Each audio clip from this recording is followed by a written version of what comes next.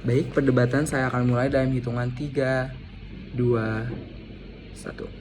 Dewan juri, tim pemerintah hari ini menjual mimpi bahwa Sudonon akan membuka akses pendidikan bagi semua orang atau khususnya negara Indonesia sendiri. Namun masalah besarnya adalah mereka sedang memindahkan beban pendidikan dari negara kepada mahasiswa atau individu itu sendiri. Pada akhirnya mahasiswa dipaksa memulai hidup dewasanya dengan utang yang sebagai embel-embel untuk membantu pendidikan mereka agar secara merata dan adil. Padahal di negara berkembang faktanya Indonesia sendiri adalah banyak sekali lapangan kerja yang nggak stabil, upah dari fresh graduate yang sangat rendah, dan seseorang mahasiswa yang harus memiliki perlindungan sosial yang harusnya tinggi tapi lemah. Student loan adalah jebakan finansial itu sendiri secara jangka panjang, tapi bukanlah solusi atas dari subsidi dan juga pendidikan itu sendiri yang ada di Indonesia. Karena itu kami dari tim oposisi menolak adopsi untuk mekanisme student loan ini di Indonesia.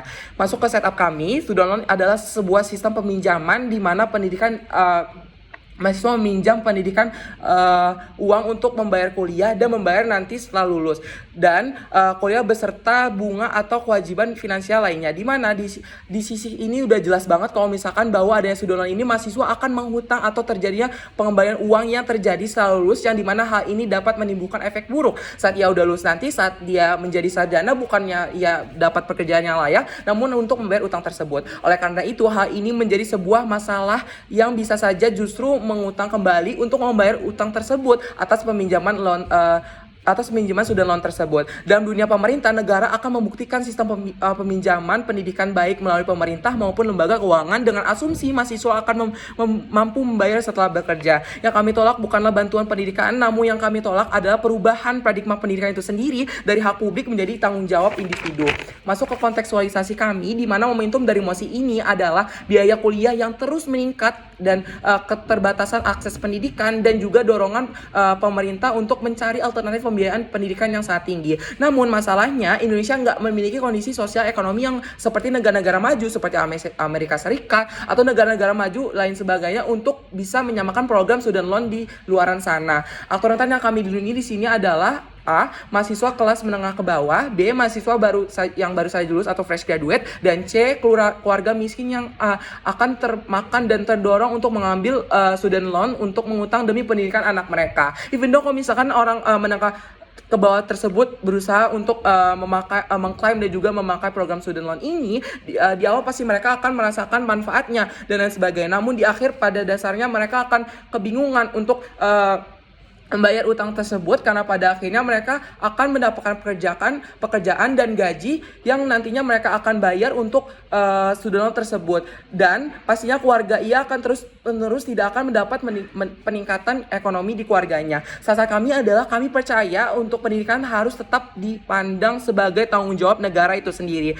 B. Akses juga pendidikan harus diperluas melalui subsidi dan bantuan langsung. Dan C. Tapi bukan dengan mendorong generasi muda untuk masuk ke sistem hutang perhutangan ini sejak awal dengan embel-embel ia ingin meningkatkan kualitas pendidikan. Masuk ke dalam BOP kami, A. Pemerintah harus membuktikan bahwa student loan ini benar-benar meningkatkan akses pendidikan tanpa menciptakan beban sosial dan ekonomi yang baru. Tapi B. Pemerintah juga harus membuktikan bahwa Indonesia memiliki kondisi ekonomi dan perlindungan kerja yang cukup stabil sehingga mahasiswa mampu membayar utang secara sistematis.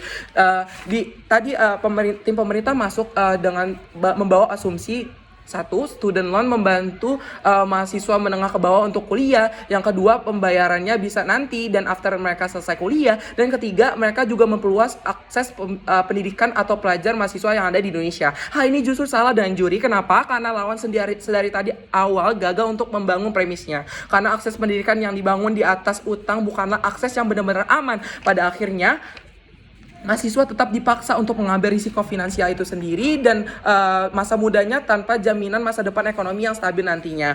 Tadi lawan bilang kalau misalkan masuk ke rebuttal kami, tadi lawan bilang kalau misalkan scholarship atau beasiswa itu nggak cukup untuk menjadi solusi. Ini nggak benar. Kenapa? Karena tim pemerintah mengatakan biasanya nggak cukup karena sulit didapat, kotanya terbatas, yaitu harus mendapatkan esai dan juga portofolio yang bagus. Tapi ini asumsi yang terlalu disederhanakan karena faktanya masa utama beasiswa adalah distribusi dan dan juga perubahan akses secara merata, di mana bukan berarti solusi yang tepat adalah untuk menggantikan bantuan menjadi utang. Artinya kekurangan beasiswa seharusnya dijawab dengan memperluaskan subsidi secara merata, memperbanyak bantuan pendidikan, dan memperbaiki akses informasi. Even if kalau misalkan hal ini kami menerima beasiswa itu terbatas, ini nggak bisa menjadi bahwa student loan itu akan menjadi solusi yang aman, karena pemerintah belum menjawab bagaimana jika mahasiswa gagal untuk mendapatkan pekerjaan, bagaimana jika gajinya rendah dan lain sebagainya. Kalau misalnya coba kita flip, justru student loan memperburuk ketidaksetaraan pendidikan. Kenapa? Karena mahasiswa yang menengah ke bawah akan lebih takut untuk mengambil risiko dan lain sebagainya.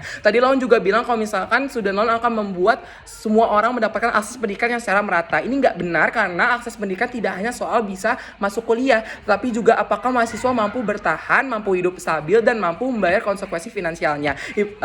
Even if kalau misalkan jika lebih banyak orang yang masuk kuliah karena student loan, pemerintah tetap gagal menjawab fakta bahwa Indonesia memiliki pengangguran muda yang sangat tinggi, di mana hal ini banyak sekali fresh graduate yang underpaid dan juga pekerjaan yang nggak stabil dan nggak merata. Coba kita flip, kalau misalkan ini menjadi sebuah pendidikan yang semakin mahal, ketika kampus tahu mahasiswa punya akses peminjaman, kampus lebih berani untuk menaikkan UKT mereka, dan pendidikan makin tinggi, dan banyak sekali hal yang buruk terjadi. Mahasiswa semakin bergantung pada utang tersebut. Masuk ke dua argumen besar pada konteks dan setup kami. Yang pertama adalah pendidikan adalah hal publik, bukan beban utang individu. Layar pertama kami dalam banyak kasus mahasiswa mengambil student loan bukan karena benar-benar ingin berutang, tapi karena mereka tidak memiliki pilihan lain untuk memperoleh pendidikan tinggi. Artinya konsep mereka sangatlah lemah. Layar kedua kami tapi kelompok miskin ini akan mengganggu risiko menanggung risiko yang sangat besar. Mahasiswa kaya tetap bisa kuliah tanpa uang, sedangkan mahasiswa miskin dipaksa memulai hidup dengan beban finansial. Akibatnya, sistem ini justru memperbesar ketimpangan sosial itu sendiri. Tapi argumen kami lebih penting karena menyangkut fondasi hubungan negara dan warga negaranya sendiri. Apakah pendidikan dipandang secara sebagai hak yang dilindungi negara, atau segala investasi pribadi yang risikonya ditanggung sendiri oleh mahasiswa. Dan hanya di sisi kami, pendidikan tetap menjadi hak sosial, bukan jebakan utang. Masuk ke ranah argumen yang kedua, student loan menciptakan dampak ekonomi dan sosial jangka panjang yang sangat berbahaya. Dari pertama kami, Indonesia memiliki tingkat pengangguran muda yang tinggi, yaitu upah awal yang sangat rendah, dan juga pasar kerja yang nggak stabil. Oleh karena itu, layar kedua kami, student loan memang bukan meningkatkan jumlah mahasiswa, namun itu tidak menjamin, dan pada akhirnya semua dampak di sisi kami lebih realistis dan lebih besar terjadi karena masalah ekonomi pasca kuliah di Indonesia sudah nyata terjadi bahkan tanpa student loan. Oleh karena itu kami bangga. Terima kasih.